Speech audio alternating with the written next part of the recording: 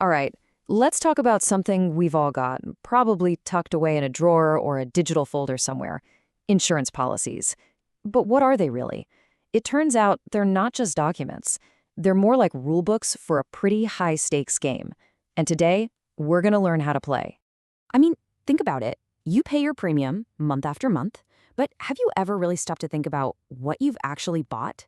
Is it just a piece of paper with a promise on it, or is it something more?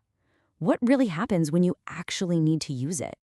Well, the reality is your insurance policy is a seriously powerful legal contract, but let's be honest, they can be incredibly confusing, right? The language is dense, the clauses are complex. It often feels like you need a law degree just to figure out what's covered.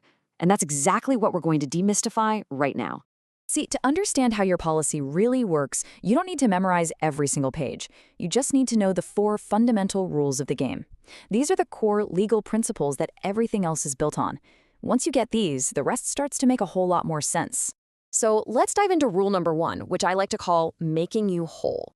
The official term is the principle of indemnity, and it is without a doubt the most important concept in all of insurance. To really see how this works, let's just use a simple example. Imagine this is your home, and its market value is a cool 100,000 ringgit. This is your financial starting point before anything bad happens. Then, of course, disaster strikes. A fire breaks out, and it causes 30,000 ringgit worth of damage. You've now suffered a very clear, very real financial loss. So, what is the insurance company's job now? Their job is to pay for the repairs to get you back to exactly where you were the moment before the fire. They compensate you for the actual loss you suffered, in this case, that 30,000 ringgit. And here's the key: not a penny more, not a penny less. That's the whole idea right there. And this brings us to the formal definition. The principle of indemnity just means that insurance is there to restore you to your original financial position. It's not a lottery ticket. And this is crucial. You cannot profit from a loss. So why does this rule even exist? Well, there are 2 huge reasons. First, it prevents insurance from becoming some kind of jackpot where people might actually hope for a disaster to happen. And second, it reduces what's known as moral hazard, which is just a fancy way of saying it reduces the temptation for someone to intentionally cause damage just to collect insurance money.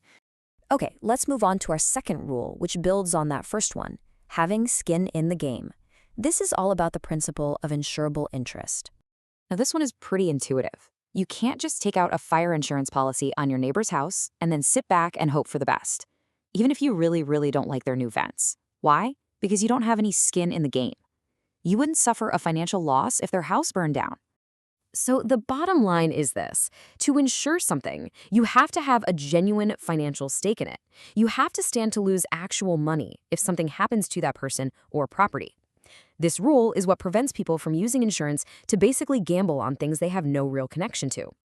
Rule number 3 is all about honesty. It's called the whole truth, or if you want to get formal, the principle of utmost good faith. See, an insurance contract isn't like buying a used car, where a little bit of exaggeration might be expected. Nope. This is a special contract based on total transparency. And it's a 2-way street. Your duty is to disclose all the material facts. That's anything that could influence their decision to cover you. And in return, their duty is to be crystal clear and honest about all the terms and conditions in your policy. And that leads us right to our final rule of the game: the payback. This is the principle of subrogation, and it's there to stop people from getting paid twice for the very same loss. Let's go back to that house fire. Let's say it was caused by a faulty appliance from some company.